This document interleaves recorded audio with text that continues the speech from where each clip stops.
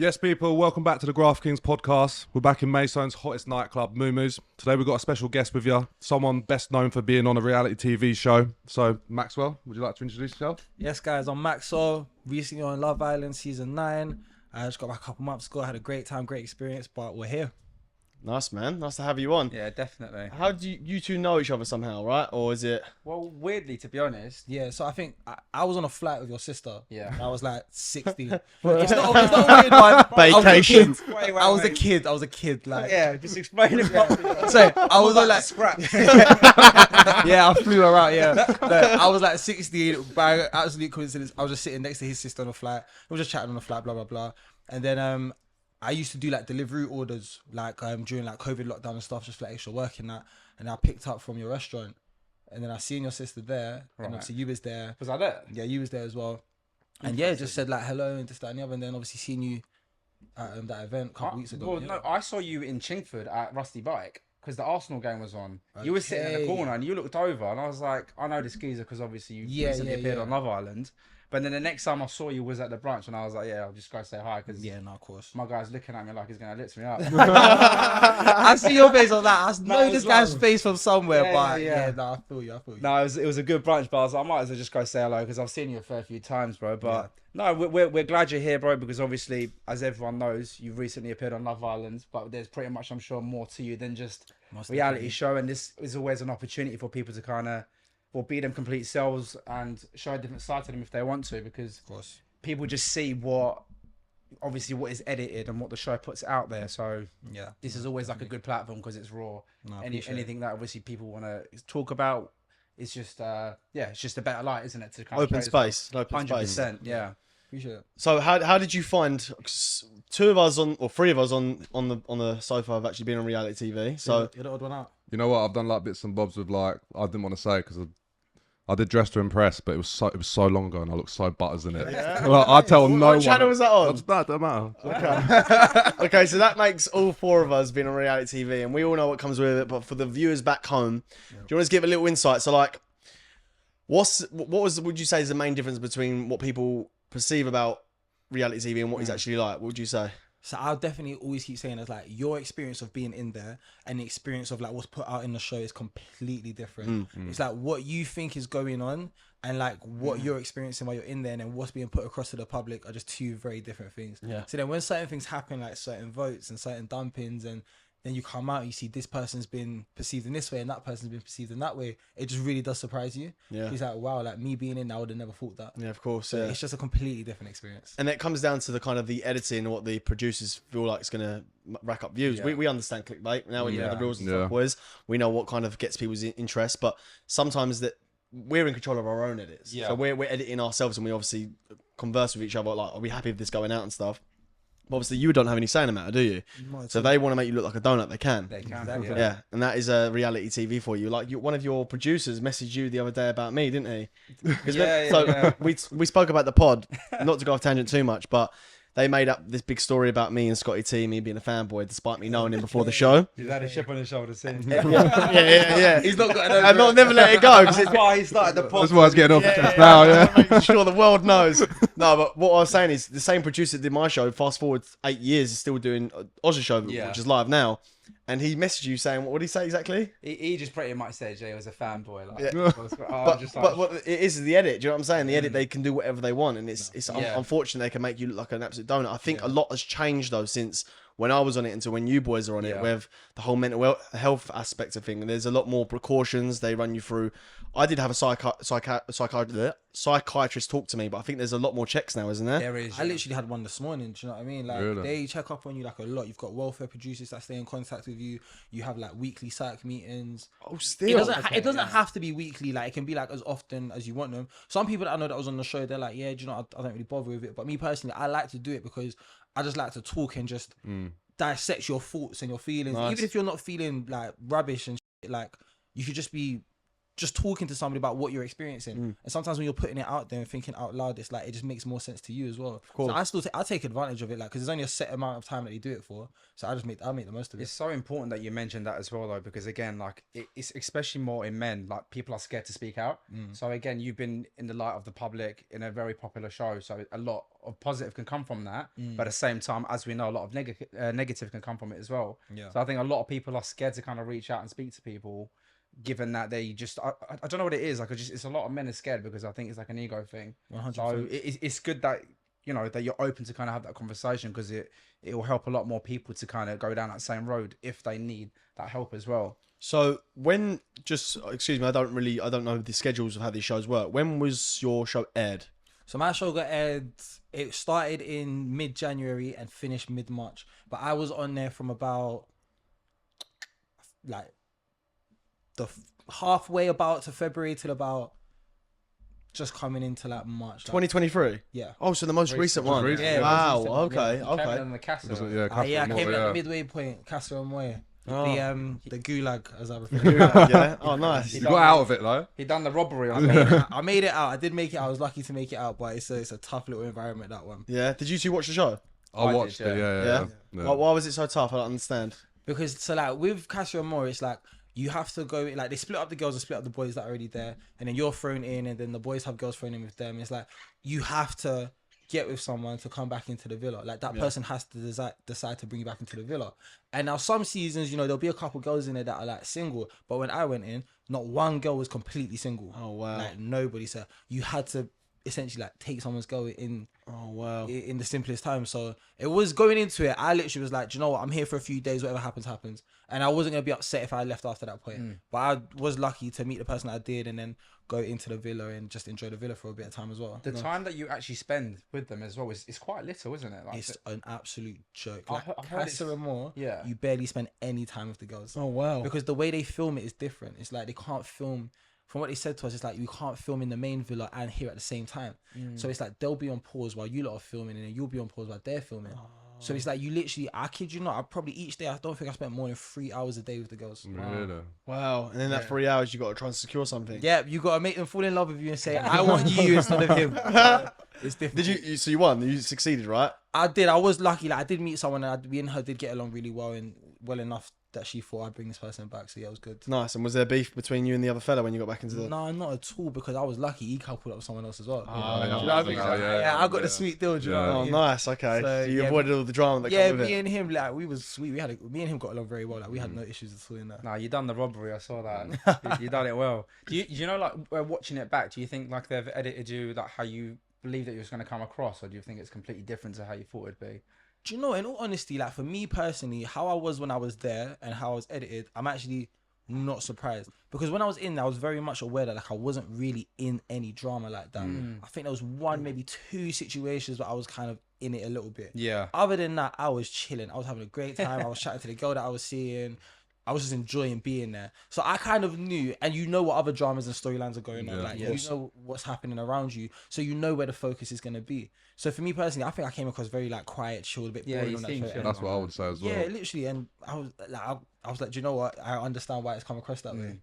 Right, look, you don't have to say names, yeah. But Okay. do you think there were people in there acting up like to the cameras? Because when I done my one, Yeah. I was kind of like observant. I'm a very observant person. I was having a look around. I was like, yeah, some people are definitely just playing up to the cameras. Like they're made for it. Yeah. Do you feel like it was the same in that environment with the people you was with? I definitely feel that like when you're in there are some people that are more accustomed to being in front of the cameras and do know, like they're more aware of the environment that they're in and what's required of them. Yeah. So like even for me, for example, like when we'd go for certain little chats, like it's difficult because it's like I've already had this conversation. I've already spoken about this like 3 times a day with somebody, but it's like you want me to really go in depth about this and really elaborate on what I'm trying to say. Yeah. And it's just difficult where some people, they can do that. Like I notice sometimes like we'll be having chats and some people will just talk. And I think to myself, you said the same thing about 4 times in 4 different ways in this one like conversation, but that's them being more accustomed to where and what's required of them. Anyone in particular? No comment. Nice, man. And nice. And since obviously Well, it's so recent. Has anything in life changed for you? Yeah, definitely. I think a lot of people think like with Love Island, and I think people are more clued up to this now, but I think previously people would think with Love Island, you'd go on Love Island, you'd come off and your life would just be sorted. It's like a lottery ticket. Yeah, but it's just not that situation. It's like, especially with our season, like there was this whole like social media ban thing where you now don't have this anywhere near the same amount of followers that you would have. Like not one person from my seasons touched like 1 million followers. Yeah. Whereas on previous seasons, like a lot of people would get like 1 million followers. Yeah, like, they would. Can you just pause a second? What did you mean by social media ban? So basically, with that, usually when you're on the show, you'd be able to nominate like a friend or a family member to run your account. And they stopped that. Yeah, you can't do it. 'Cause I've blocked it as well. Yeah. Why? Yeah. Well, the reason that they said they did it is to protect like the friends and families from some of the trolling. Me personally, I think it's a useless rule because it's like it's still out there, bro.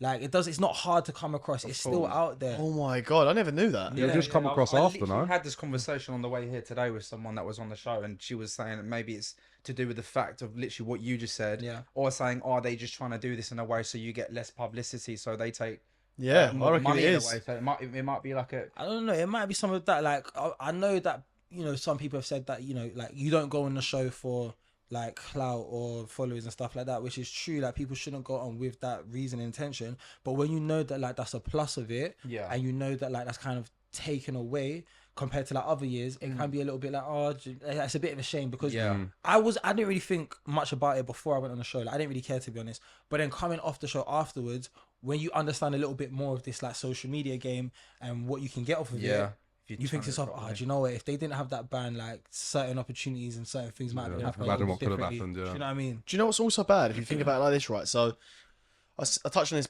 briefly in another pod, but when you go onto these shows, you are, depending on who you are as a person, it can be make or break for you in certain ways as in not becoming successful with the show, but you may blackball yourself into other careers. So if you go into a TV reality show, you can sometimes put yourself in the box where employers won't employ you again, and then they might be interested. So you've been on that show and you're in like a limbo where you don't really have many options because like, these people don't want to touch me, or some people have these egos where I feel too good to go back to work now. So the show's kind of put you in a predicament. I know you've applied for it and you've agreed to go ahead of it, but now they're taking away one of the main elements of the show where this could change your life, but now we're going to take that away and make you unemployable. Do you know what I'm saying? Yeah. I think that's unfair. I don't think that's... there is that aspect to it. It's like for some people, like even before the social media ban, like there will be some people that will go on the show and they wouldn't really have those same opportunities after. It's probably because of how long they was on the show for and stuff like that. And you have to be very aware that you can literally go on that show for 2 days and then be gone, and you're not really going to gain much off of it in terms of like opportunities after. But I would say like in terms of like other career paths and stuff like that, it can be a little bit stressful. Me personally, like I was going down a very kind of like corporate route. Like right before I went on the show, I literally finished studying my master's in finance. I have like a job lined up for later on in the year and everything like that. So like I'm kind of lucky because I still have that side of things that I can go down. But of course it does go through your head. You think to yourself, do you know, when I get into that job in that environment, like are people gonna clock me, or are people gonna have 101 questions? Or they'll be like, you was on Love Island, what you doing here now? And it's just stuff like that does play on your mind. But you have to just be strong mentally and just say, do you know what, like this is what I was gonna do anyway. And for me personally, it's like everything else that comes with the show, I want to be able just to make it like a plus in my life. I never for 1 second was like, I'm gonna go on Love Island and I'm just gonna live off of everything that comes with it. Not for that's 1 a good second. mentality to have. I think that's the mentality everyone should have now. It's too scary. Like it's too scary to go in there and think, like I'm gonna come out and it's gonna be this, it's gonna be that. Like me personally, if I didn't have other things lined up for myself, I'd be stressed. Like manage your expectations, I think, when it comes to reality TV, because again, it's not like how it used to be. So people are actually coming off maybe far worse off in some positions. So you have to manage your own expectations because the producers, the show will always sell you more than what it actually is. Yeah. And if I'm honest, I know you've told me about this aftercare that you've got, which I never heard of until now, where they're checking up on you and stuff. I don't think, apart from the mental health side, I think they're helping you out, but I think they're covering their own ass as well at the same time. Because there's been a lot that's happened. It's mad that you say that because literally this morning I was having a conversation with someone else who went on another reality TV show, but like over in the States. And they were saying how they made it really difficult to access like aftercare and psych help and stuff afterwards. And then I said that like obviously here in Love Island, it's like it's almost like it sucks, but like people have really killed themselves after the show. People have really taken their lives and got into that point. And I feel like it takes that happening for people to be like, I really do X, Y, Z. Whereas like you should have been doing it in the first place. So you're saying covering backs, like there may be a little aspect of it. I 100% think it is, because like I said, before I'd done anything, there was no checks. There was nothing really. You had one person speak to you about some silly questions. And Did they do like a health check with you as well? Because I think yeah, well, that's how it kicked off. oh, is it really? So I had to, What? You got a drug test. yeah, no. So basically, Next question, please. you have to sign. I don't know how yours guys was done, but I had to sign a health declaration to say I was in full good health on a camera. So they put a camera up, they set up, recorded it, and then they watched me sign it, right? And I wasn't. I had a heart condition at the time, a heart virus, not condition, a heart virus called myocarditis. But I didn't tell them about it because I thought if I go on it, they're going to fuck my opportunity of going on TV. But I took like an idiot. Well, not an idiot, but I took my medication in my bag with me. About 10 days into the show, they do random searches in your bag trying to find drugs or find anything. And they found my tablets. And I never forget, I come back from this, I think it was a date I went on. I come back from a date and the security guards pulled me to the side with a paramedic and went, we found these in your bag. What is it? I forgot what it was now, but it was colchicine, I think it was. Anyway, I was like, oh, it's medication. I went, yeah, but what for? I went, oh, babe, before I come on the show, I had a heart virus. Bruv. Everything changed. Really? I was having medic checks 4 times a day. They were making sure everything. I mean, within 24 hours on the flight home, and they made out. They sent you home. Well, no, they got a girl to vote me off, and then she didn't. The girl who are good friends of ours, Lacey Fuller. Shout out if you're watching Lacey.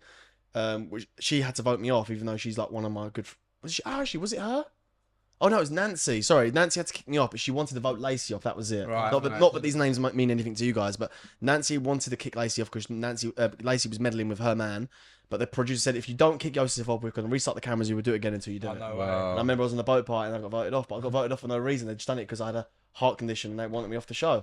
Yeah. So do you know what? It's like with things like that, like they do want to cover their own backs a little bit and make sure that everybody's okay. But like I would say with Love Island, like they was very, very good at making sure that like everybody was like healthy and everybody was okay. Like you got to do your medical check before, and then you do have quite a few psych meetings beforehand. Yeah. Then even when you're there, like obviously you kind of forget that they're constantly listening to you.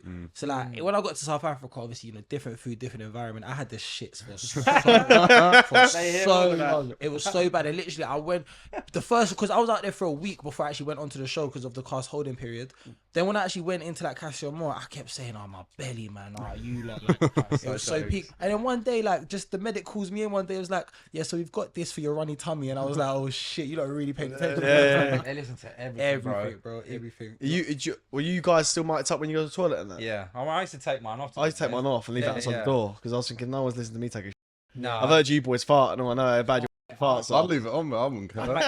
I think I left it on half the time. I'll be honest. No, they probably got a lot of airtime of me farting, bro. I didn't. Really? I didn't care, bro. I didn't stop trumping, mate. I was saying the most outrageous shit to the camera because obviously it's CCTV everywhere. Everywhere in your room. I would literally go up to the camera and be like, "Oh, shall I wear this tonight, guys, or this one?" Like have conversations with them, and they were sweet as, to be fair. Like for me personally, the experience with the producers, like they were really nice. But again, I think some people actually have like bad experiences with them as well because they get pushed into saying things they don't want to. Like, was yours like that? Mine, like I was never really pushed into doing anything that I didn't really like want to do. I was told, go and have this conversation with this person about that. And at the time, I was kind of like, I didn't really see the point of it. I was just like, okay, like whatever. Yeah. But it was never anything that like I didn't really want to do. But like even with challenges, like like when you're doing certain things in a challenge, you kind of got to tell them beforehand, like the producers, I'm gonna do this with this person in the challenge. Right. Do you know what I mean? So like I'm gonna select this person for that or something like that. And then I remember like having a conversation saying I was gonna select someone, and it was like, no, we think you should select this person. Yeah, they kind of guide you. Rather Yeah, than tell you what to do. But even with that, like, I didn't have a problem with it. I just was like, all right, cool, whatever. But I'm not gonna say names because it's their story to tell. But there are people on our show where they was very, very, very much pushed and influenced to do things that I don't think they really wanted to do. Yeah. That's nuts. But I can understand it. Remember, you are a product at the end of the day. They're trying to guide you in what they think is going to be the best for TV. It's that, and like when it's so new to you, you're kind of open to the idea as well. Like you're not going to kick a fuss. Where if there's people that have done TV for a long time, That's so funny you should say that. they know where and what they're trying to do. So they'll say, "I'm not saying that." Scotty got away with everything because he brought creatine into the villa. There you go. He done whatever he wanted, and he got the highest paycheck out of everyone. Yeah. And he was doing all the outrageous things, but he knew he could because he was in the position of power where he was the celebrity guest. He could control them. Yeah. Now, when you're no one and you're going onto it, you're kind of like, right, yes sir, no sir, free back. So, do you know what I'm saying? You follow the rules. But it's interesting that you say that. TV's a weird thing. TV is so weird, and I don't think TV is what it. Well, I think reality TV is slowly going in a different direction. Do you remember back in the day, like there was the Geordie Shores, The Only Way Is Essex. Jersey Shore, bro. I never watched Jersey Shore. Jersey Shore was sick. Paulie D on that. Jersey Shore was where it started for me. I know that's the original, but I mean I'm talking about UK reality TV back in the day. Yeah, Geordie Shore was. These people were like the celebrities of the UK. Everyone would know who they are, and then I think that's why everyone's like, right, that's my ticket. I can, if I do reality TV, I can get into it and do this and do that. It's just crazy how the dynamic. I think you know what, social media's taken a lot away from reality TV as well. Most likely, because anyone can become insta famous now. You can even buy blue ticks now. Yeah, that's mad, outrageous. isn't it? Mad. It's crazy. And so like, Merc put one on Twitter. yeah. No, mate. I try. Wait, I saw it and I trialed it, and then I didn't renew the subscription. All right. They took one away, bro. I had one and they took it away. I got some birds off the back of it, so I allow it. Oh, on Twitter. Yeah, cause I had one for like 7 years, and then about 3 weeks ago they took it away from me because of They took everyone. You got to pay for it now. They Even took everyone. Ronaldo got his taken away. It's everyone. I want on Twitter. They've taken it away. Yeah, so You no have to matter pay who for you it, are, yeah. what celebrity status you are, doesn't matter who you are. Interesting. Even if you had a blue tick for whatever period, everyone lost it the other week. That's crazy. And now everyone's got to pay. I don't know if I like it, man. I think as a business standpoint, it's good. Like, Yeah. if you've got a business and you blue ticked it in, like some people's heads, that's like verified. Yeah, But yeah, doing yeah. on a personal when you kind of achieved now or got no reason for it, Yeah. I'm just like, why? I understand that. Yeah, You know what I'm 100%. do it on saying? Insta as well now, no? Yeah, you can- yeah. pay What for you're saying, it. 11, no, Yeah. but you're on a waiting list now, so I think it's $11.99 That. a month. 11. But if you have got a business, mate, Maybe, but You know how- on a personal one, like he said, Yeah. 100%. I just think it's a little bit mad. but if we can get the podcast one, I'd probably do one. Yeah, I think it'd be 100%. worth I think it it. looks good. I think Because not everyone knows as well. So No. for some people, you're still looking at it like, oh, they're verified. Oh, Do you know what I mean? You're Not everyone- verified, aren't you, bro? I am. Yeah. You are, yeah. yours is legit, isn't it? Legit, Yeah. Yeah. And how does that? Next question, please. How does the verification come about with Instagram? Is it do they approach you? Did the show do it on your behalf? How does that work? Nah, see, this is another thing now. It's like you come off the show and there's just so many new things you got to learn. Like I had no clue what that was about, but just other people just like, oh yeah, this is the way that you do it. So it's literally like I think you can just go into your settings and request verification, and then you just say to them, you give them a brief summary as to why you think you deserve verification. yeah. You got to send them like proof. So I sent them like the Love Island account and a couple articles, and then literally like half an hour later, it came. I think That's it. That's how you. That's how you. Right, I originally know I'm got doing what I get verified. tonight. Articles is where you get it. I can't believe that's how easy. Well, easy, but I know what you're saying. You need But the some articles. people like that was on the show with, they struggled to get it at first. It Really? took them a bit of time, and I was just That's like, why? peak for Like, them, innit? yeah, I was like, surely you're doing something wrong, but Yeah. no. See, the show got me mine on Twitter. Yeah. The show gave me my blue tick. And back then, I wanted. I don't know if you remember, but Snapchat was big back in 2015. Like it was huge. It is now huge with the younger lot. Yeah. I mean, Yeah. Our generation hardly ever use it.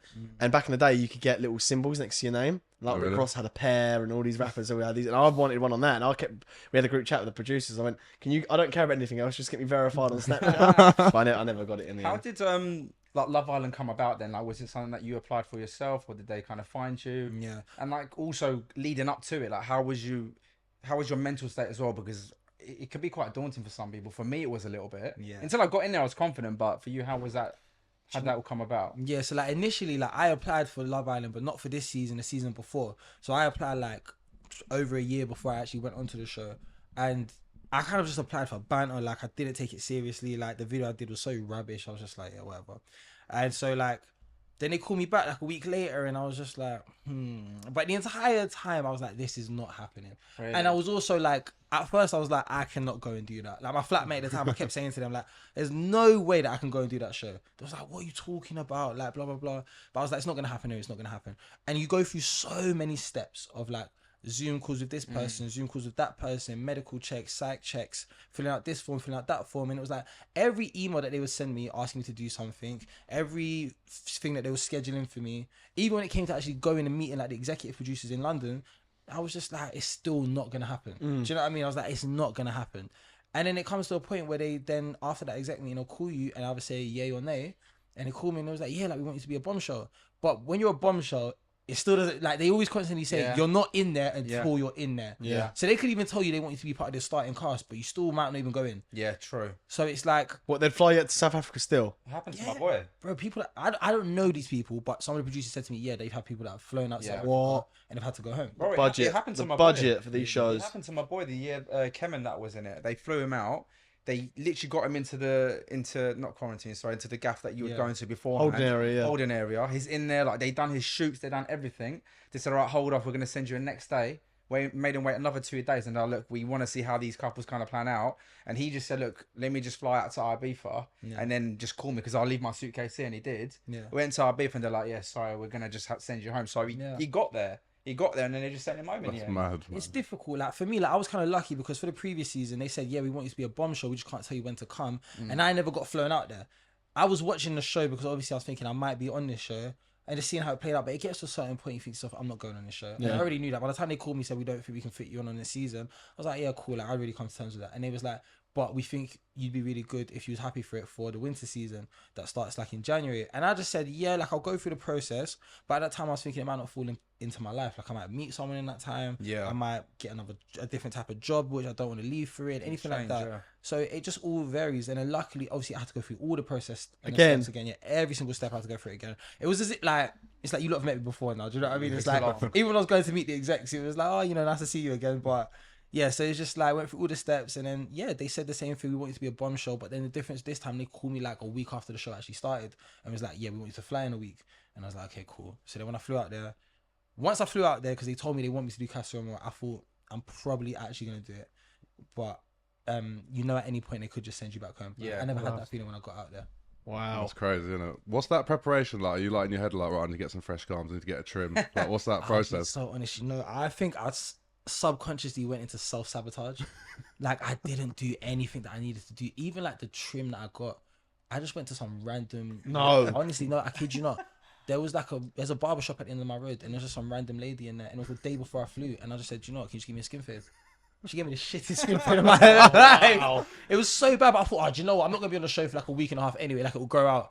But yeah, even like with gym and stuff like that, like I wasn't going gym, I wasn't doing nothing because the whole time I was kind of just like it's probably not gonna happen until they call you and say it's gonna happen in a week. I was like, oh shit, like I'm actually going. Nah, it's calm when you're 6'2", bro. When you're when When you're short, you got to make up in different departments. You know what I'm saying? tense and all day, every day, just like I got to grab that, bro.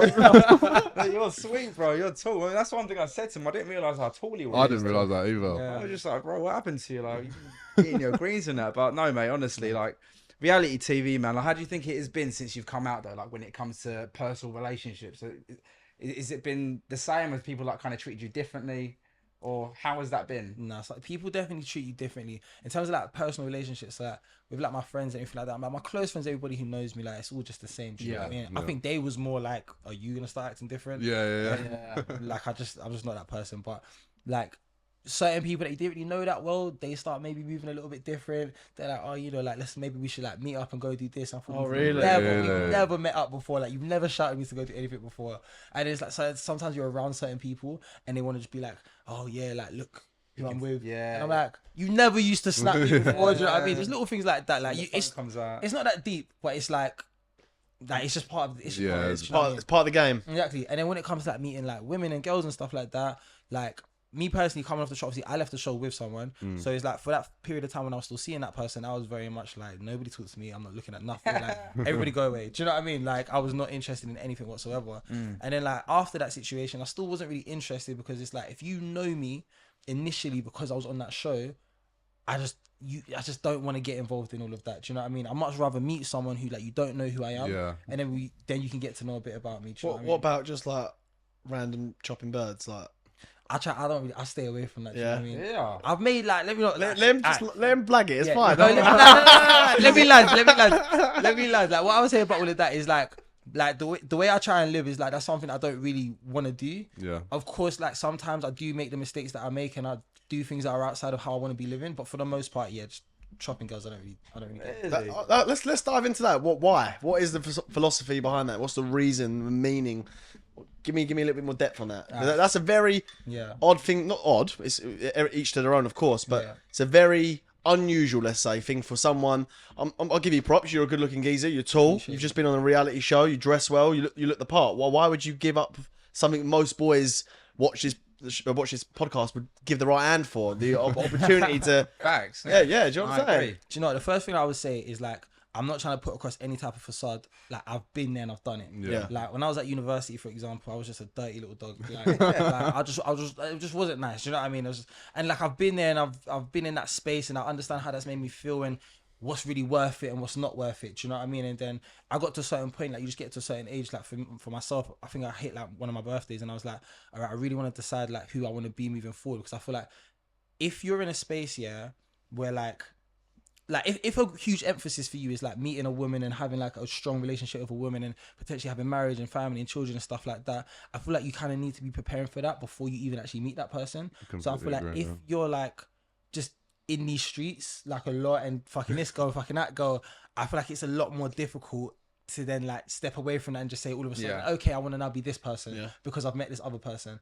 Some people can do that like amazing, but me personally, that's one aspect of it. But then also another aspect of it is like, I don't want loads of people having access to me. Yeah. I like that. I rate Yeah, that. do you know what I mean? Good It's like, resilience that as well, bro, because it's difficult. no, it is. It's like, I want to hold myself in the type of regard where it's like, you can be sexy, but even if you wanted to, you couldn't get over here right now. Do you know what I mean? Because it's like, it's not just going to be a thing of I'm attracted to you, you're attracted to me, cool. We got to have more to it than that. Yeah. Do you know what I mean? So I just feel like, How old are you? I'm 24. That's mad. That's mad, Crazy, mad yeah. maturity Oh, for a yeah. 24-year-old. Appreciate it. What at 24? Yeah, I hear you, bro. Still am. No, I hear it. But I just think there's just so many things that like as young boys like we're kind of just taught from a very young age that I think is a little bit wrong and a little bit backwards. It's like for me personally, like when I was a teenager, it was very much clear to me that it's like boys are meant to get girls. And if you're a boy who can get girls, that's what you're supposed to do. Yeah. Whereas girls are kind of taught, girls can get boys, there's no question about it. Girls can always get boys. Facts. But girls are kind of taught you need to be like a bit selective and stuff like Yeah. that. And I just kind of thought to myself, like, one, there is that double standard to it. But it's like, if we're taught just to get girls, we're just going to grow into the type of men where we just want women. And I just feel like what's really important and what's really meaningful between like the interaction between a man and a woman, it's just way beyond having sex, bro. Do you know what I mean? Do you have a good relationship with your parents? I do, yeah. Are they still together? No, I don't want to say like, I don't come from a broken home, but like my parents been divorced like 10 years. My mum lives overseas. Like my dad's here in the UK. So like everybody's a bit spread out. Do you know what I mean? What's your background? I'm half Jamaican and half English. Okay. And is this thought process or this way of thinking that you've got right now, is that anything to do with the upbringing you've had?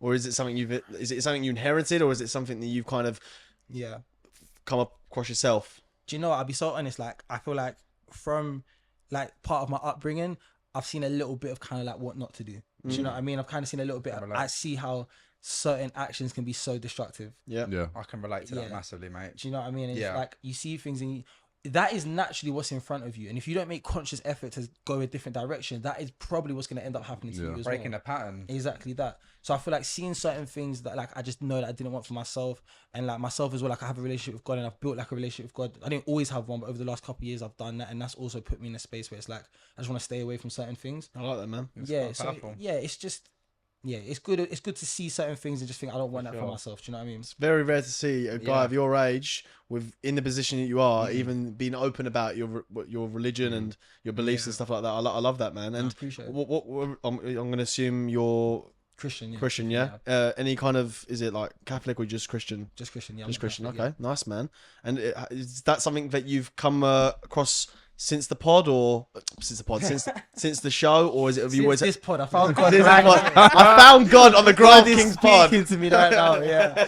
I love that.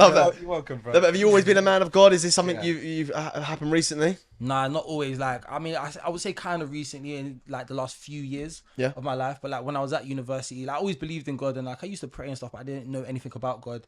I didn't really seek God or try and have a relationship with God. But I just felt like as time went on, certain people came into my life that really assisted me and helped me in doing that. Nice. So I was very blessed and lucky in that regards. And, you know, I used to go to university in Liverpool, and I had an amazing church in Liverpool that I started going to, and amazing people that I was meeting there.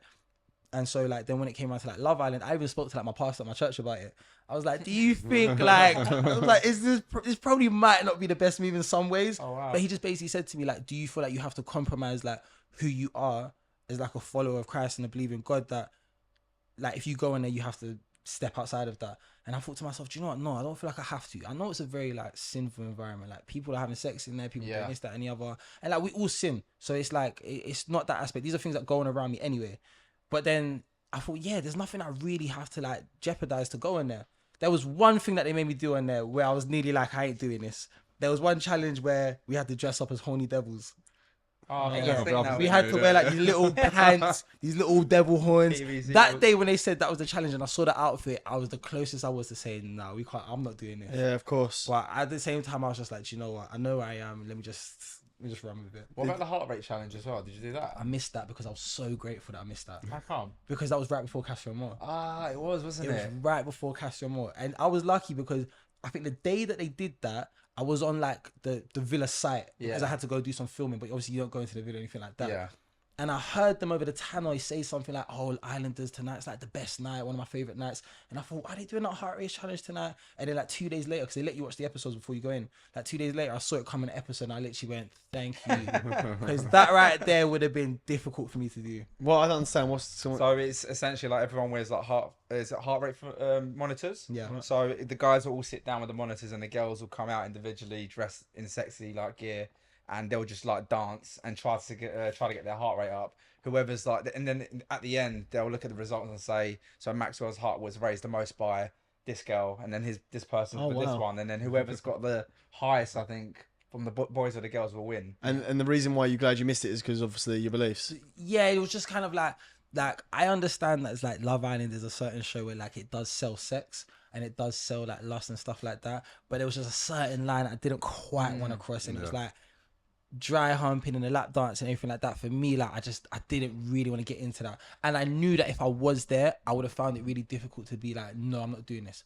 because I know like if everybody's in the same boat and everybody's on it and everybody's doing it, and I'll just be like, I would have found it difficult to just be like, no, I'm not doing this, and putting my foot down. But you know, I was lucky that I missed That's it. good. I went there for it. Do you know And- what I mean? You can't. Yeah, go on. I was just saying, did the show know you as a man of God?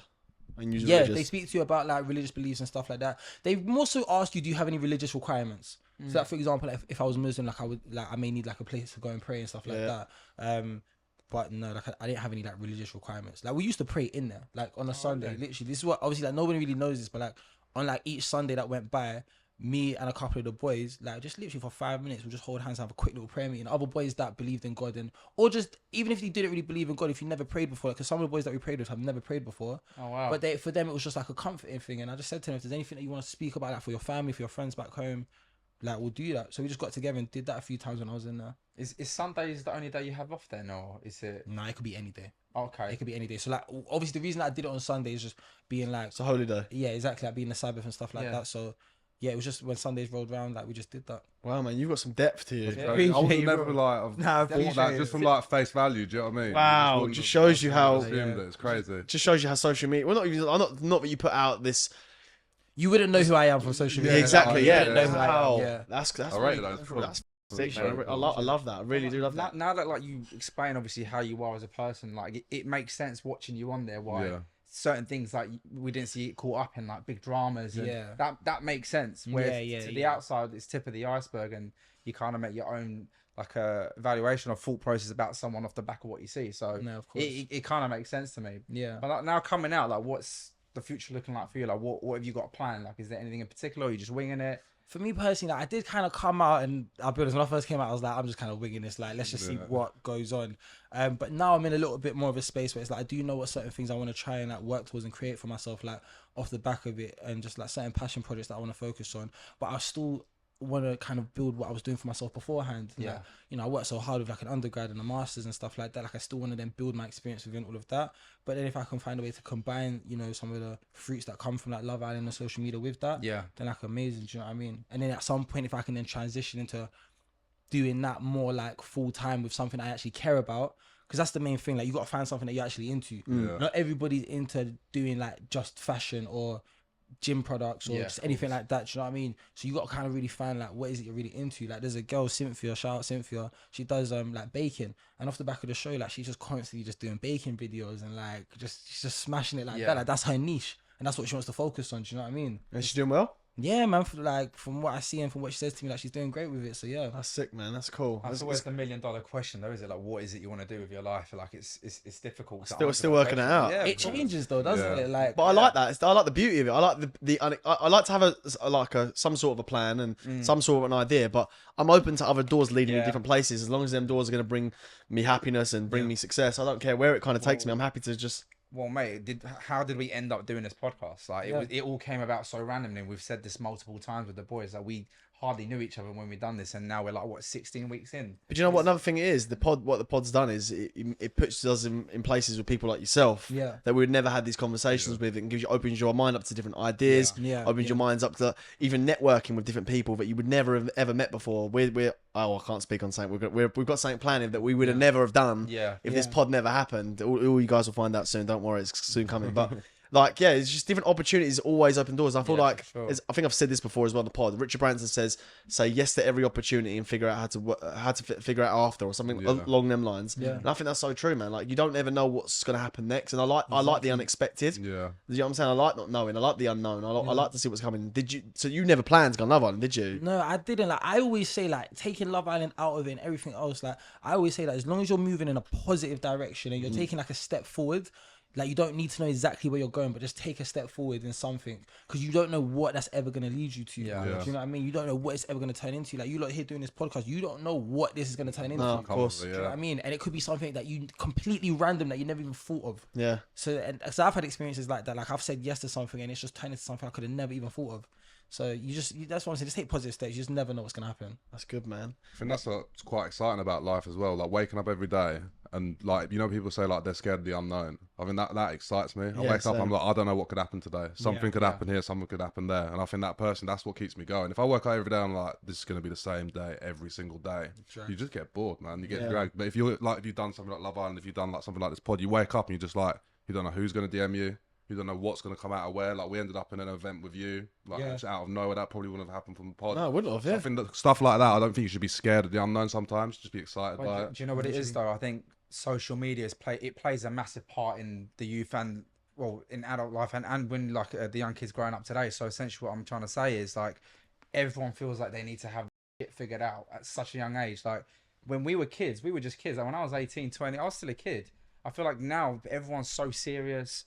Like, everyone is so serious and they're trying to be this person. I'm like, just you're a kid, you're 18, go enjoy yourself. Like, you don't need to worry about money. Like, I've got a 19-year-old brother telling me, what am I going to do in my life? Like, I'm like, bro, you're 19, like, relax. You don't know where your life's going to head. Yeah. Do you know what I'm trying to say? So it's like everyone's just rushing to get somewhere, and it's like everyone just needs to take a step back and just take it as it is. I've been there. Like, I've been in situations where I've just been stressed. I'm like, I don't know what I'm leading to right now. Like, especially times when I was at university. Like, I kind of went to university because I didn't really know what else to do. And I was like, do you know what? This is a step in a positive direction. It's like, it's a step forward. I'll get a degree and who knows what that'll turn into. But it was just like, there was times during that when I thought, I don't know where I'm going after this. Or I don't know where I'm going next. And like, sometimes, like, obviously, again, with me, like, believing in God, like, you just pray about things and then sometimes just things just happen in a weird little way. But just always take positive steps, man, and just see what's going to happen. Like, what you're going to do in 10 years' time is probably something that you've not even thought of yet. Yeah, sure. Completely. That gets me fired up. That gets me. It excites me, man. Excites me, man. And like what you said a second ago, not a second ago, I think it was even before the pod was even filming. You said you was doing Deliveroo before Love Island. Yeah. Well, like, not right before Love Island. I was doing that like when I was a student. Okay. So yeah, just like when I was a student, it was just like an extra thing. I had like other jobs. Okay. But then especially during like the COVID lockdown, that was like I'm not gonna like got me out of the house, you know what I mean? Get in my car and go. Yeah. Well, you couldn't go nowhere, do you know what I mean? I'd run around, pick up food and just drop it somewhere. Do you know what I mean? Nice. Such a small world that it's been to my restaurant. I'm like, didn't even know that. What, you said deliver from your restaurant? Because he's in Chingford and that's where my restaurant is. So, oh, wow. And that's literally where I saw him like the first time before the brunch. So he must have come in when he was working. So I'm just like, what a small world. Do you know what I'm trying to say? The whole story is mad. And then like he was on the same plane with your sister, and then we bumped into you to an event in like London. It's just like, that's the thing, because like if I had never like met your sister or ever like gone to do delivery at your restaurant, I probably wouldn't have clocked your face at the event. Do you know what I mean? So then when you came up to me and spoke to me, it's like there's already that little bit of rapport. It's like, oh, it's a familiar face. Like I know that I know you from somewhere. Yeah, for sure. Do you know what? The universe is crazy how it works. Mad, sometimes, isn't it? You never know what opportunities or what places you're going to be put into that are going to open up different doors or different avenues and networking and stuff like that. That's crazy, man. You know, like that's what am I trying to say? The next person that you find, is it important for you that they're like a woman of God as well, or would you be open to being with someone that's has a different belief to you? Do you know what? Like, it's been back and forth in my mind a little bit, but like, there have been times I thought to myself, do you know, as long as she believes in God, but maybe just not in the exact way that I do, like she might be like Muslim or something like that, like maybe I'll be able to work with that. But then I thought to myself, like, really and truly, like, from what the Bible tells me, it's like that's not really a thing that you're supposed to be doing. Yeah. And it's like, if you really want to like go down a certain route, then it's like it's not really something that you should be doing, because then there's clashes. It's like, you know, how do we raise our children, and your family's gonna want certain inputs, and my family's gonna want certain inputs, and it's like it's gonna be a conflict. But yeah, for me personally, that is something that is quite high, like on the tick list for me. Yeah, like having like a relationship with God and stuff like that. So no, I understand that. Do you think you're gonna struggle with that? Because this generation's tapped, bruv. Like, not a lot of people are like religious people nowadays, especially in the West. Yeah, have abandoned religion completely, and especially women. Not just singling women out, but I've not come across one woman that's a woman of God recently. Maybe I'm hanging around in the wrong circles. I clearly am, but clearly am. But have you struggled to find that? Because I talk to a lot of girls. I'm religious. I'm probably not as open as I am with, like, maybe like yourself, but I'm a man of God myself, and I do believe in God. And Mason is as well. I know me and Mason have chats about it now and then. But every time I tell girls that I'm a man of God and I believe in God and stuff like that, they're not astonished, but they're like, "Oh, I would never expected that." And I'm like, "Are you?" Like, "No, I don't really believe in God in that. I believe in something." Do you know what I'm saying? But they never actually. So, how are you? Are you worried about not finding someone that's a woman of God? Like, you know, like it's a combination of things. So it's kind of like. And this might come across brutal in a way, but it's like you attract like what you are. Facts. And it's like if you are putting yourself in like certain environments and around certain people, you're gonna attract the people that come with those environments. Do you know what I mean? So it's like if I'm in a nightclub every weekend, and not to say that I don't go to nightclubs, like I definitely do and I have a great time, but I'm not really looking to go to a nightclub and meet someone, because I ain't probably gonna find the type of person I'm looking for there. Do you know what I mean? And not to say that means that you're gonna meet somebody at church, for example, but it's just, if you're just being who you are and what you want to be, I do feel like you're more likely to attract what you want. And you know, recently something's happened, or I may come across a person where like I don't know what that situation is going to turn into, but you know, that's somebody who is a follower of like Jesus and believes in God and everything like that, and we have certain conversations. So it just reaffirmed to me that it's like, you know, you can just meet some people in sometimes the most random places. You're attracting what you want to attract. That's facts, man. Would you say you're currently off the market then? I was seeing someone. On the spot. Do you know what? Like, don't you sin now? No, do you know what? I'll be so honest. Like, I'm firmly like, I'm not interested in speaking to anybody else at the moment. Yeah. It's fresh. It's new. Nice. I'm not interested in speaking to anybody else at the moment. And how did you meet this person then? Out of curiosity. Very, very, very randomly. I don't want to say too much about it. I think it might have close. Yeah, but like I was just,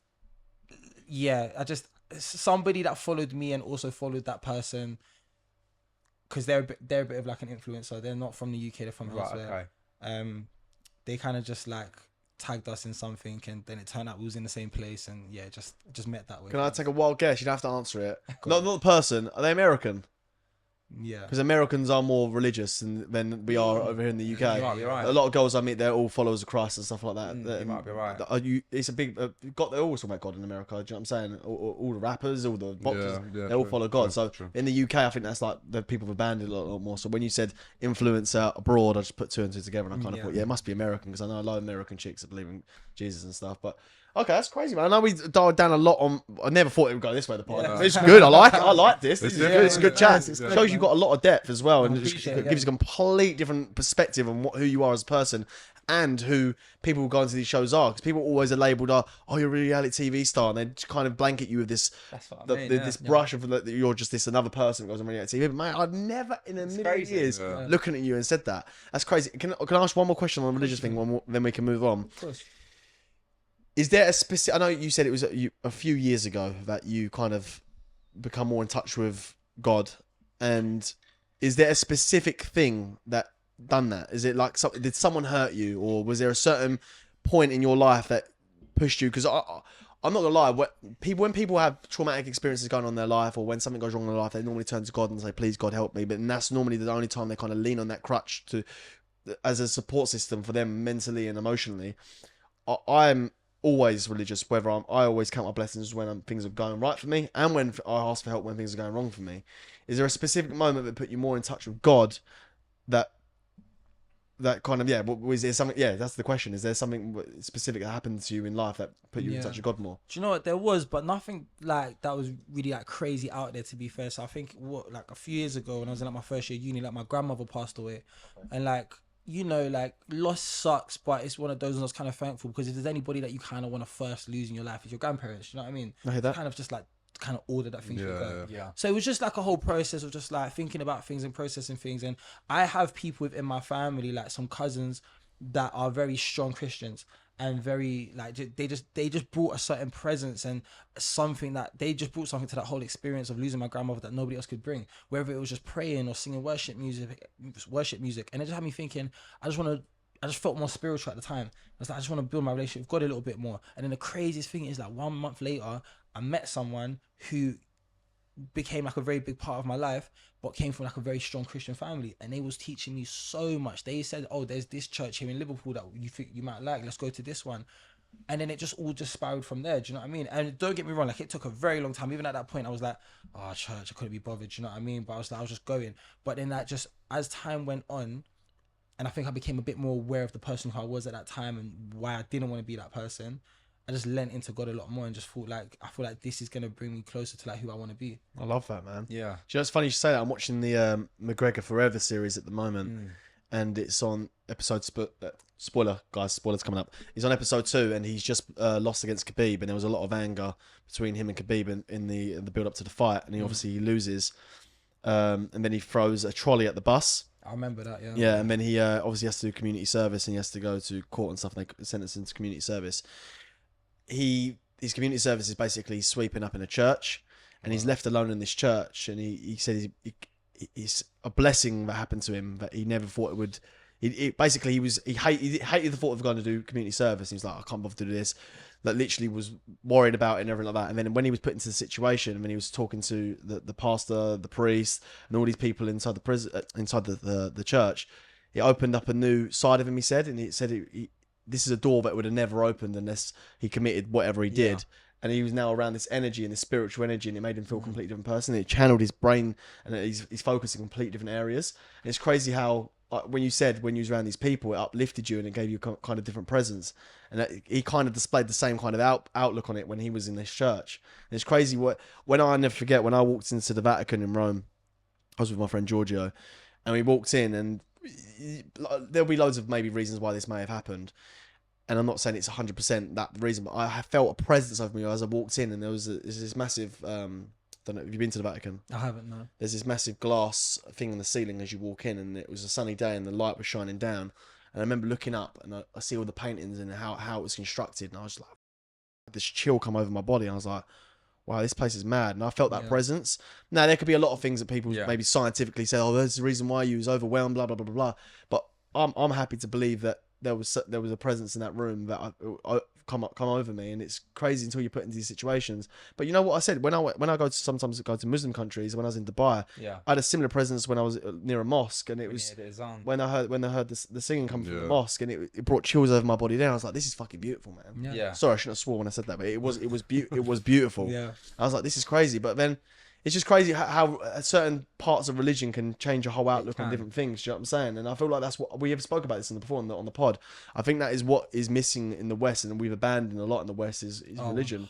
100%. And I think that's why a lot of societies are failing. But but like religion is also almost like deemed like as a negative thing nowadays as well, because again it's like, oh, it's tradition, it's peer pressure, and it's like was built by whoever to just have a control over people. So there's always different types of conspiracies, but the way I see it is like when people practice it, it's faith. Like it like you said, it makes you connect with a different side or a different like a mindset, and it completely helps people in the most horrible situations. So 100%. I don't see how people can see it as a negative thing. Yeah. I've had people say I wouldn't date someone that's religious. No, like, I've heard that. Yeah, I've heard that many times. I wouldn't date them if they're religious, and I just think, well, why wouldn't you? Yeah. And obviously, like when it comes to wanting to someone to be like how you are, I understand that, because my dad says it to me. He's like, we're not religious. We're Muslim on paper, but we don't practice it. I know a lot about my religion, but I don't practice it. Yeah. But do I believe in God? Yes. But the one thing my dad says to me is, you need to get one with someone who is Turkish. The culture needs to be the same. Otherwise, when you have kids and when you have like a lifestyle, it's not going to go right, basically. I mean, I said to him, you can't guarantee that, but I understand where it's coming from. So it kind of comes to the same concept when it comes to religion. I understand why you would look for someone that has the same beliefs and outlook on life, because of course it makes life a lot easier moving forward when you have kids and you integrate like that. And of course, and like you're going to connect in that way. Do you know what I mean? Like if you see certain things like the same way and you're on the same page with a lot of things, like you're just going to connect like differently. Do you know what I mean? Like I've met people where it's like they're so amazing in so many different ways, but we just aren't connecting in that type of way. Yeah. And I feel like it comes down to a particular reason, as to be like, you may be of like a different faith, or you may not believe in God or anything like that. And I just feel like there's this big aspect of my life now that I can't have you involved with, because you don't believe in God as well. Yeah. So I can't share this with you. Do you know what I mean? I can't do this with you. So it's a difficult one. But what you were saying about religious being deemed as like a bad thing, I actually kind of understand why some people have that point of view. Of course, because yeah. I feel like a lot of what comes with religion and a lot of other issues in the world, Yeah. and I think this is pretty much at the root of a lot of issues in the world, is that people forcing their beliefs onto other people. Yeah. It's like I could sit right next to you right now and I could tell you how amazing God and Jesus is in my life, and you don't believe in Jesus. Perfectly fine, bro. Like, perfectly fine. I can talk to you about my experiences and what I think is amazing, and you can talk to me about what you think and your experiences. We don't have to be on the same page, and I don't have to force anything onto you. It even comes down to things like abortion. Like in the States, for example, they've got this whole thing where they're forcing these abortion laws onto people, and I'm just like, do you know what? I can sit here and say I think abortion is horrible, but that is what I believe for myself and my family. If you want to go and do that, or someone in your family wants to go do that, go and do that. It has no impact on my life, really and truly. And this is what I'm saying about people try to control the world too much, and a religion in the past, sometimes now as well, has been a means to controlling people. So I can see why people have that perception in their minds. Yeah, 100%. I feel like that comes from like more the higher people as well. That Yeah. you think about it, like in a way to make cultures and different people hate each other. Like, let's be honest, like you see someone who's a Muslim, what they associate with a lot of bad things and terror that happens in parts of the world. But the religion, if people actually understand it, it's actually so peaceful. Like you go to different parts of the Middle East, like it is actually so peaceful.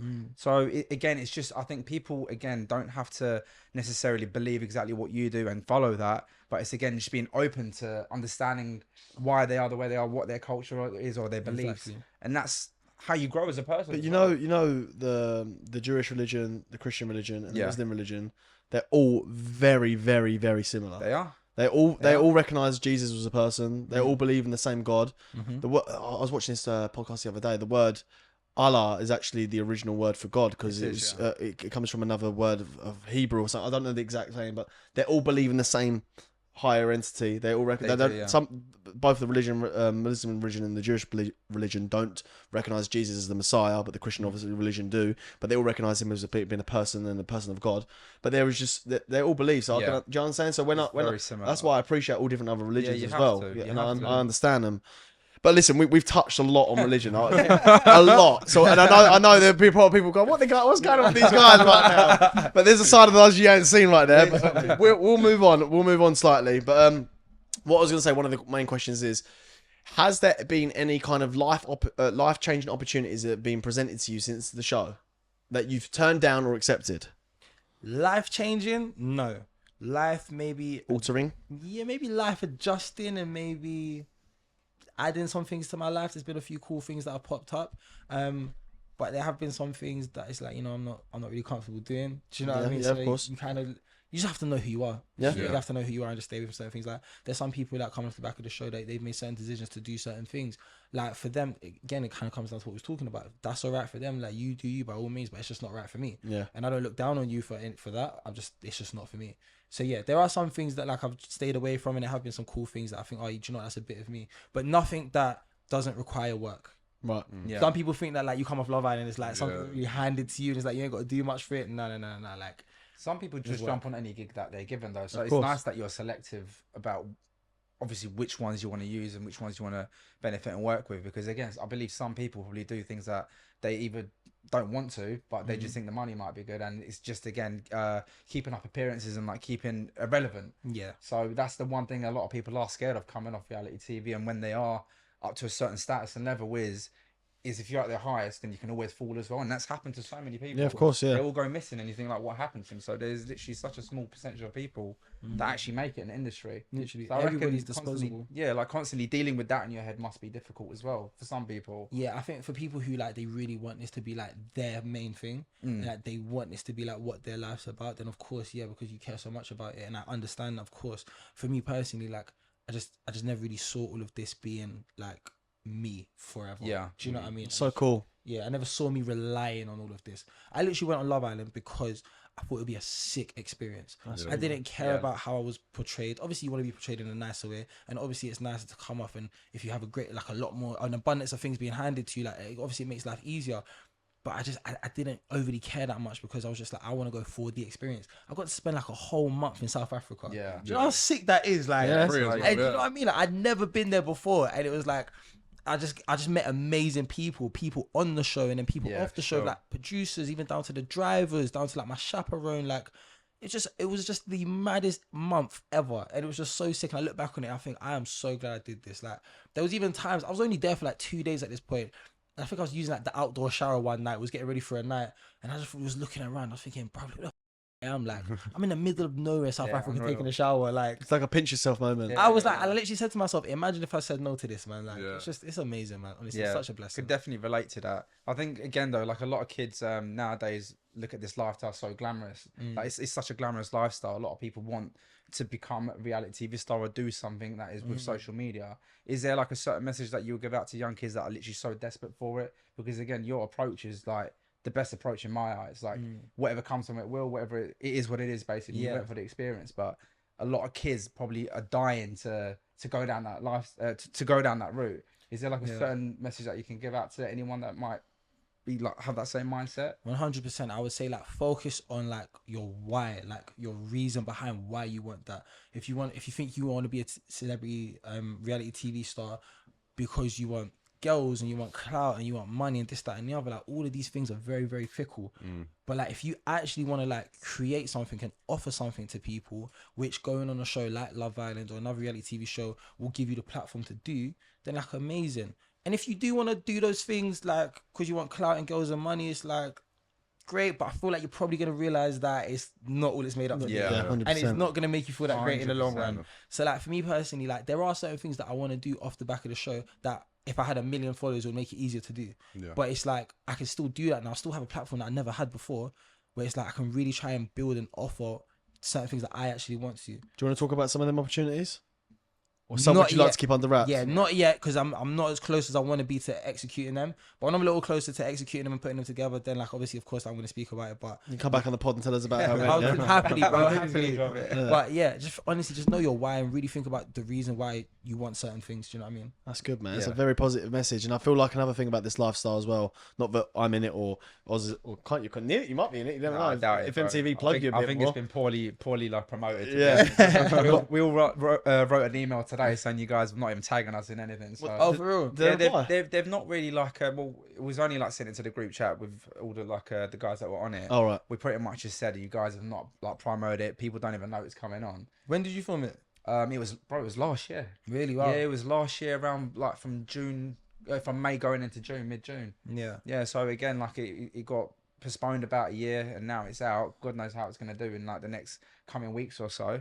But again, it's exactly what you're saying, which is why I want it to do well, is because I believe that if I can grow some sort of clout from it, not saying I will, I know that I'll just be looking at that to channel that into something that could that could benefit me positively. Where 5 years ago, 6 years ago, if I was to jump into reality TV, it would have been for the wrong reasons. That's why, like, when you're saying what you are at your age, I'm thinking, wow, like, there is a lot of depth here, and not a lot of people think like that at that age. Because I'm turning 32 next month, and I'm just about starting to mature up. Man. No, but bro, everybody's life and journey is just it's their different, thing, bro. bro. Like it's literally everybody's journey. Yeah, It's just- 100%. It's just what it is. Like somebody's experiences is completely different from your experiences, and that shapes them into being who they are, and your experiences shape you to being who you are. Do you know what I mean? 100%. So everybody's life is just so different, man. No, definitely. I was going to say onto the other point is that lifestyle is also very hard to maintain, unless because when you're on these shows, you're in a bubble that's controlled by $1 million force. You got this TV company controlling everything, paying for this, paying for that, promoting this, telling you to do this, telling you to do that. When you're coming out, you haven't got that power behind you anymore at all. That's gone. That's stripped of you straight away. But then you try and keep up with that lifestyle still, and you're trying to maintain it, and then you haven't got the resources for it. You got to go back to reality. There's the gap between the show filming and the show airing. I think yours is pretty live though. Love Island's live, isn't it? It's literally like what happens is shown like the next day or 2 days later. Yeah, see, ours wasn't like that. I've got gaps. So like, there's all these different things that people don't think of. And like you said, I definitely went onto TV for the wrong reasons. I was 19. He was young. I was 19, man. I did do it for the clout, and I did do it because it would give me a bit of status, and it was all the wrong reasons, and it kind of backfired, to be fair. But again, it actually put me into a different position that I'm grateful for. Looking back, I'm actually glad. I'm glad I did it. I don't regret one bit of it. Yeah. But I definitely, in the moment, was doing it for the wrong reasons. It definitely didn't lead to where I wanted to. But now, going fast forward in 8 or 9 years, how long it's been, it has actually benefited me by doing it in certain aspects, but I would have never expected. Like where, for example? People I wouldn't know Merc. Yeah, true. I'd never know Merc. We didn't meet each other, but I knew of him in 2017, and that's because I went to do a PA for a show or something. Yeah. A PA in a club for the show. Yeah. And he was there, and then I think we followed each other off the back of that. Okay. Just little things, but that's just one. That's like there's so many little things that I now connect the dots 9 years on, thinking that would have never happened for that. Yeah, that wouldn't have happened for that. That wouldn't have happened for that. Like this podcast would have probably never happened because if it weren't for that show. Yeah. Agreed. He would have followed me. I would have followed him. 5 years later, we start a podcast. You know what I'm saying? That's nuts. You know what I'm saying? That's nuts. So one little thing changes and then the outcome's different. It's the butterfly effect, isn't it? I don't know if people are familiar with the butterfly effect, but basically means exactly what you said. One small increment can change your whole life forever. And you never know what it is. And that's another thing that excites me. That's another thing that excites me. My brain just went dead. I was gonna have a question on the tip of my tongue. I was gonna ask you. It's really good. Happens to me every day, bro. Oh no, man. It's been a long week. We had we had a heavy weekend as well, and I'm still trying to recover from it. What was that was it. I know what it was now. What happened with the girl off the back of the show? Was that did that fizzle out again because of religious reasons, or it just grew apart, different distance? Yeah, no, that was. I want to say that was to do with like religious reasons, because we actually like used to speak about that a little bit in church, and like she was somebody like she had like faith and she believed in God and stuff like that. But I would say that more so with that situation, like it's just like when you're in Love Island, it's like it's very easy to have a good time. Yeah. You're in this amazing place where all you think about is yourself, the person that you're seeing, and just the other people that are there. Yeah. And that's it. Like that is literally all your life revolves around in that period of time. And it's also an environment where, you know, everybody else is, well, not everybody else, but the majority of other people are like in a couple. So it's nice to like be in a couple. It's nice to have your person in there, and it's nice to spend time with that person. And I'm very thankful for the person I was in there with, because we had an amazing time in there together, and I thoroughly enjoyed it. And I knew, even being in there, that was the person I was supposed to spend my time in there with. Oh, nice. And so like then when it comes to obviously like leaving, there's just a whole bunch of other things that are thrown into it. In any relationship, there's things that are thrown into it. But when you leave Love Island like, as a couple, it's like, oh my days. And we was like the first couple to leave this season as well. Everybody else that left beforehand came out single. So it's like when we left now, it was just very much like, this is a lot. Like, did you feel like pressure on you that you had to make kind of work? Everybody thinks you're a married couple. Yeah. Like everybody thinks you're some sort of married couple, because of course, like they've seen it, and you know every time they see you, it's like, oh, like how is so and so, and this, that, and the other, and like how are you guys, and like, bro, I went to Mexico, and I came back here. The woman working at border control, the woman that looks at your passport. She literally said to me, "Oh yeah, so how's so and so? Like, how's she doing?" Like, I was like, "Oh my god, like, come on, like, you can't get away from it." Do you know what I mean? Wow. Of course, like, it's a blessing and it's fun because you know it's a show and everything like that, and it does like it feels like it dies down, but it's like in that time it is just very intense, and with that comes problems and difficulties, and I think sometimes you know you get a bit oversensitive to certain things, and so yeah, it can be like difficult. Do you know what I mean? But you know, big love and respect to that person. She's doing her thing, I'm doing my thing, and it is what it is. That's good, man. So no bad blood? Nah. Is there any bad blood of anyone on the show? Not from my side. I mean, I don't hold bad blood with anyone, I'll be honest. I don't know. Some people might be mad at me for some stuff. I don't know, innit? But I don't hold any bad blood. No, how has your relationship been? How has your relationship been since leaving the villa with the people that were on there? Like, are you close to some people that you thought you wouldn't be with, or are you not talking to people that you thought would have been like you would have been in contact with since leaving, or? Yeah, like it's a weird thing. I saw somebody describe it once as it's a bit like when you leave secondary school. It's like you all feel really close in that moment, and everybody's best pals and this, that, and the other. And then you kind of all just go in your different paths a little bit. And of course, you cross paths still because you know you may go to like events and you're kind of part of the same circle now. But like I very much like you grow closer to the people that you're most kind of familiar with. And so like I am very good friends with like people like Shaq and Tanya and Martin and Keenan and other people like. And there's other people that I'm close with as well. I'm missing the names, but it's like, yeah, you're just closer to the people that you just draw closest to. Yeah, so, for sure. It's like that. I'm very grateful for the friends that I've made off the back of the show. Like, very grateful. Yeah, that's good, man. That's the one thing that I would say the biggest positive I can take back from doing reality TV as well is the boys that I met on the show. Like it's again, you just form your own little clique, and we've been sweet as since. Literally. Going to and everyone's from like different parts as well. One's from Dorset, one's from Bristol, one's from Manchester. Yeah. And it's like again, you wouldn't have met unless it was this environment that we're in. So honestly, like I just came back from like a cruise, like a week-long cruise, and that came off the back of the show. That was kind of like, oh, you know, we want to invite you to come on this cruise, and I was like sick. Was it a Virgin cruise? Yeah. Yeah. I see a few influencers doing it. Yeah. You wasn't the mate that was on there as well, was you? No. It was my mate that was on different there. Mate. Oh, okay. Jay was on there. So like being there, and obviously I was on there with a couple of people that I was on the show with, and obviously made these different stops in different places. There was multiple times when I thought to myself, I think I even said this to him at one point. I was like, bro, like, can you deep, like, we met in the weirdest environment in like all the way in like South Africa in this villa, like on this TV show. And I was like, well, now we're in flipping Ibiza, like, or now we're in flipping Cannes, like on this cruise in the middle of the ocean, like just vibing, having a sick time. Like, it's just sick. Bro, it shows, mate, you know what you are? You're a very grateful person because there's a lot of people out there that shit like this for granted. Like I always, no matter where location I'm in or what I'm doing with my boys, wherever, I always do have a pinch me moment. Like, this is mad, man. I'm actually doing this kind of stuff, and a lot of people, especially in your position, take everything for granted. They almost expect it. Like, oh, I'm meant to be doing this. This is what I'm meant to be doing. I'm meant to be here. This is exactly what I should be doing. But you're not like that, and it's really refreshing to see because people do not. Like, do you know how lucky we are? Especially you, there's opportunities you've been given now, and the fact that you're taking them in and being grateful for it and counting your blessings in the moment. People sometimes do it after. Oh yeah, that was a good trip, but in the moment, that's a different kind of like, wow, this is sick. You just got to take it in sometimes. You know what I mean? Like, you just sit back and deep it. Like, sometimes you can even just be a bit drunk. Do you know what I mean? Like, you know, you're just having a few drinks. And you just your boys, it's like, I love you so much. Like, you're just taking it in, like. Just little things like that. Because when we went at Ibiza, we went Ocean Beach. Like, we were there for one night. We went Ocean Beach, but there was quite a lot of us from the show in there. Like boys that I went into Casa with, and then boys that was like on the show for longer and stuff like that. And I was just like, bro, it's mad. Like, we're all here. Do you know what I mean? Like, we're having a sick time. Like, do you ever say it to some people like they've been on the show? You don't have to name them, of course, but like you say it to them with that kind of energy, and they're like, yeah, this is cool. They're not deep in it as much as you because again, they're not appreciating it as much because. Do you feel like that energy is not reciprocated, or do you feel like you get the energy back from everyone? Yeah, I feel like I get the energy back, to be honest. Obviously, I don't say it to everyone, innit? But like the people that have said it to you, I feel like I've got the energy back, and I feel like they're just like, bro, like it's just crazy. Like it's just some mad situation. That's good, man. That's good. I haven't got people think I'm anti-women on this. Sometimes I find it with more influencers that are women, they're sometimes a lot more unappreciative of the opportunities they've got in front of them. I'm sometimes looking at their lives, I'm like, does this girl not know how lucky she is that she's doing this kind of stuff? And it's kind of like blase. And I feel like some people get, like I said, like the right arm to do this kind of stuff that you guys get up to and get the opportunities you get given. You get a lot of handouts as well, don't you? Like when you go to clubs and like the crew. I don't know if you could cruise as a handout, but you know what I'm saying? Like, of course. Yeah. A lot of promo in exchange for experiences, so you can promote on the channels and stuff like that.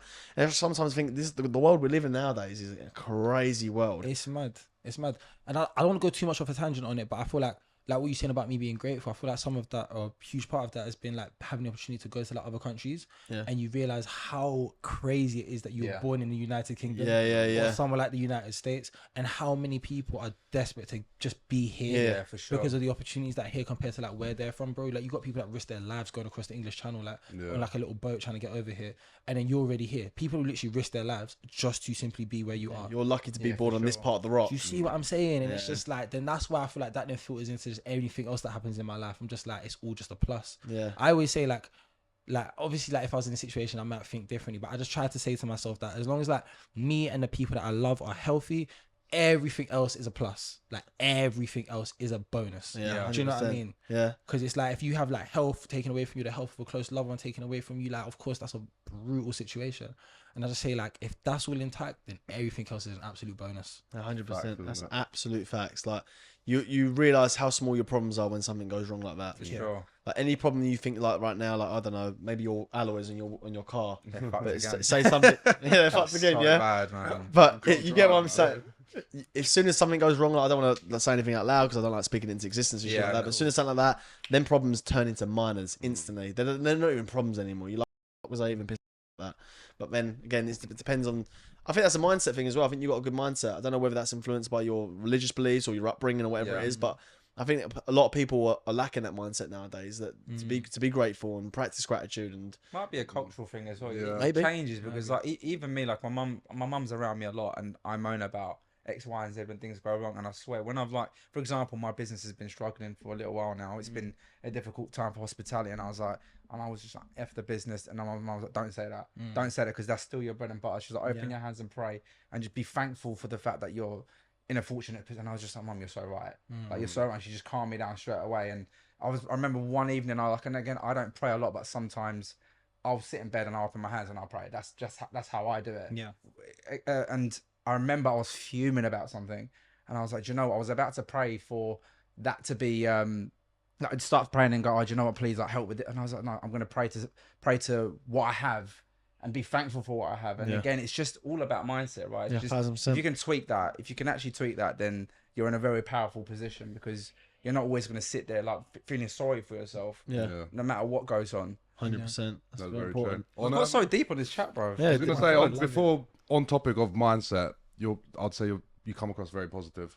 Everything you do to me personally, you come across a very positive person. Was there anything that was like negative off the back of the show? Was there days where like you felt down, or like anything that kind of like happened because of the show, or just like general things that brought you down?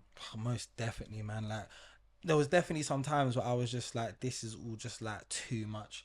Like, this is a lot, and nothing was even specifically happening.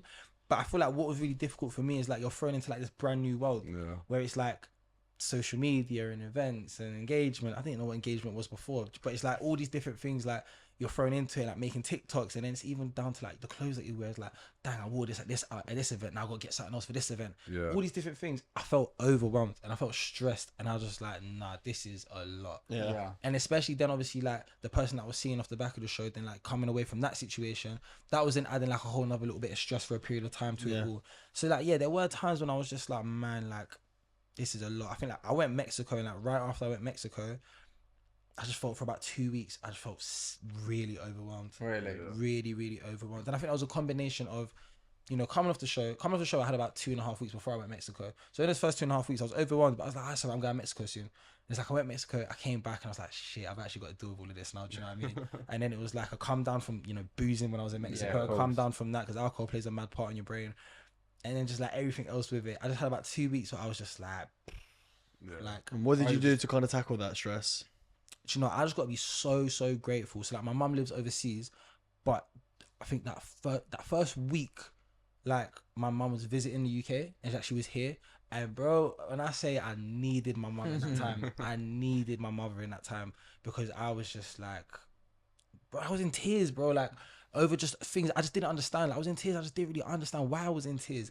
It's like I just needed like my mum in that time. And there was other people in my life, like there was another like one specific person that was just really helping me at that time as well. And I just needed both those people in my life at that time, and it just really, really helped me. Doesn't matter what age you are, mumsy will always make it. Always. It doesn't matter what age you are. So be grateful that we have our parents. 100%. As well, man. Because 100%. Like, you honestly, mate, just being around them is just different, isn't it? Time of hardship. My mum is the person I always. Yeah, bro. Like, it's mad. But like, again, like you're again, we've said you're a positive person coming after the show. I'm guessing you didn't get like much hate online. So for me, what I was gonna say is like, it's for people that do, there must be even like worse mindsets coming out. So imagine like you're anxious off the back of like what you've experienced. Some people come out and actually get trolled online for whatever's been portrayed on social media, which essentially leads them to doing the unfortunate and taking their lives. And so again, like it's not what people think it is, this show, and what comes with it. They don't really understand the negatives that can actually come from it as well. No, of course, like it does get like very, very intense with some people. Like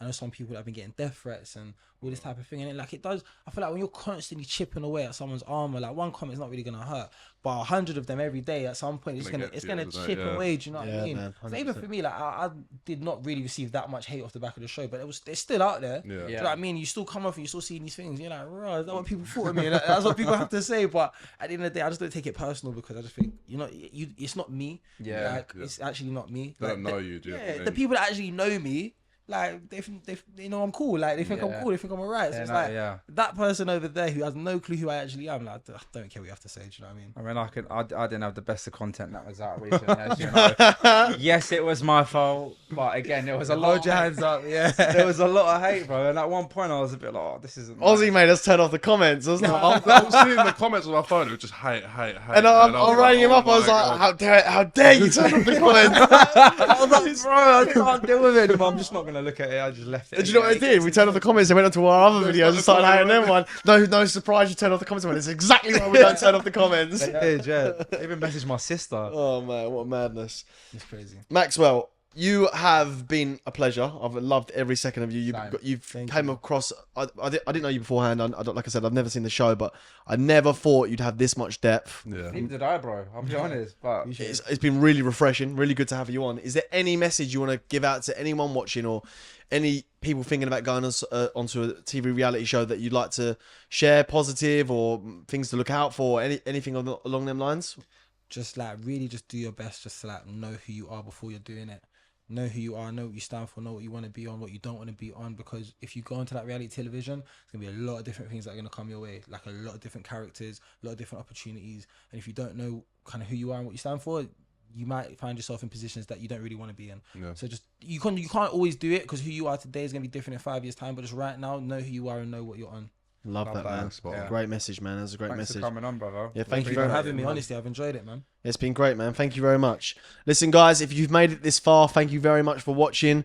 It's Maxwell from Love Island Season 9. Make sure you like, subscribe, leave a comment section in the comment section below, and we'll see you in the next. Peace. Peace. Nice one.